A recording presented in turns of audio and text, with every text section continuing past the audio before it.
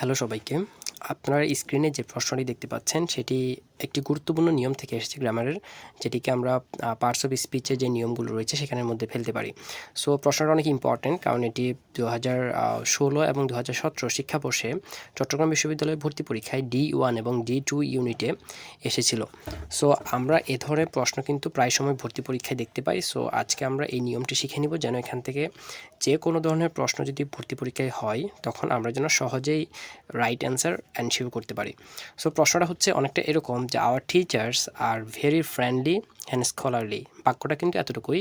এরপর প্রশ্ন করছে হিয়ার ফ্রেন্ডলি অ্যান্ড স্কলারলি আর, অর্থাৎ আমাদের কাছে জানতে চাচ্ছে এই বাক্যের মধ্যে যে দুটো পার্টস অফ স্পিচ ব্যবহার করা হয়েছে ফ্রেন্ডলি এবং স্কলারলি নামে, এই দুটো আসলে কোন পার্টস অফ স্পিচ।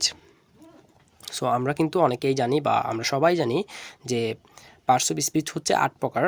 সেখান থেকে আসলে এই দুটো শব্দ কোন পার্টস অফ স্পিচের মধ্যে পড়ে। সো আমাদের এখানে অপশন দেওয়া আছে adjectives, adverbs, noun, prepositions. So আমাদেরকে এখান থেকে রাইট অ্যান্সারটি এনশিওর করতে হবে। সো আপনারা অনেকেই খেয়াল করে থাকবেন যে আমরা একটি নিয়ম অনেকেই জানি যে কোনো শব্দের শেষে যদি অ্যালয় থাকে তাহলে আমরা সেটিকে অ্যাডভার্ব হিসেবে ধরে নিই। সো সেক্ষেত্রে আমরা কিন্তু এটিকে অনেক সময় অ্যাডভার্ব হিসেবে ভেবে ভুল করে থাকব। এটার কারণ কি সেটি আমি একটু পরে বলছি। সো এখানটাতে ফ্রেন্ডলি এবং স্কলারলি রাইট অ্যান্সার হচ্ছে কিন্তু অ্যাডজেক্টিভস। এই ফ্রেন্ডলি এবং স্কলারলি কিন্তু এখানটাতে অ্যাডভার্বের কাজ করে নাই, যদিও এগুলোর সাথে অ্যালওয়াই আছে। কেন এগুলো অ্যাডভার্ব না সেটা আমি একটু পরে আলোচনা করছি। তার আগে বলে নিচ্ছি এখানে কিন্তু ফ্রেন্ডলি মানে বন্ধুত্বপূর্ণ এবং স্কলারলি, সো এই দুটো শব্দ কিন্তু অ্যাডভার্বের কাজ করে নাই, কারণ আমরা জানি অ্যাডভার্ব মানে হচ্ছে কোনো ভার্বকে বিশেষায়িত করবে। সো এখানে কাজটা কিভাবে হচ্ছে বা কোনো কাজ কখন হচ্ছে, কিভাবে হচ্ছে, কোথায় হচ্ছে, এই ধরনের কোনো ইনফরমেশান ফ্রেন্ডলি এবং স্কলারলির এই শব্দ দুটো দিচ্ছে না। বরঞ্চ এই শব্দ দুটো ফ্রেন্ডলি এবং স্কলারলি আওয়ার টিচার্স এই নাউনকে মডিফাই করছে। সো আমরা জানি যেটা নাউন বা নাউনকে মডিফাই করে সেগুলোই হচ্ছে অ্যাডজেক্টিভস। সো এখানটাতে ফ্রেন্ডলি এবং স্কলারলি আওয়ার টিচার্স অর্থাৎ আমাদের শিক্ষকরা কেমন সেটি বলছে, এজন্য এই দুটো কিন্তু অ্যাডজেক্টিভ। সো এখানটাতে রাইট অ্যান্সার হচ্ছে এ।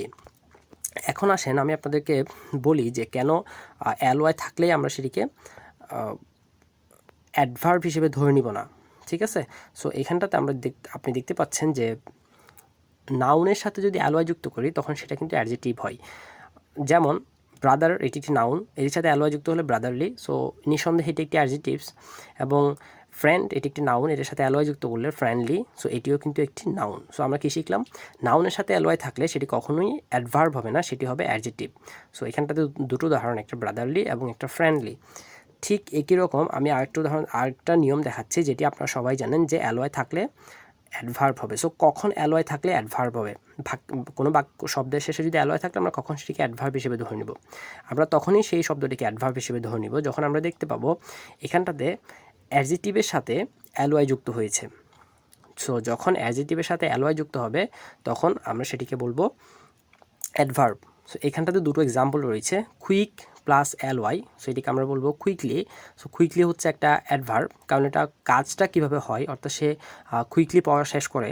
সো এখানটাতে কুইকলি মানে তাড়াতাড়ি, সে কাজটা কীভাবে করছে সেটিকে সংজ্ঞায়িত করে বা সেটিকে মডিফাই করে, অর্থাৎ ভার্বকে মডিফাই করে কুইকলি, সেটা হচ্ছে অ্যাডভার্ব।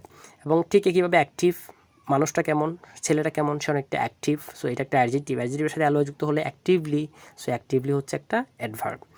তাহলে আমরা শিখলাম হচ্ছে অ্যাডজেক্টিভের সাথে অ্যালওয়াই যুক্ত হলে সেটি হবে অ্যাডভার্ব, কিন্তু নাউনের সাথে অ্যালওয়াই যুক্ত হলে সেটি হবে অবশ্যই অ্যাডজেক্টিভ। সো এই বিষয়টি নিয়ে আর কনফিউশনে থাকা যাবে না, এবং কোনোভাবেই পরীক্ষায় যদি এখান থেকে প্রশ্ন হয় তাহলে ভুল করা যাবে না। সো সবার জন্য good luck. Thank you for watching this lesson.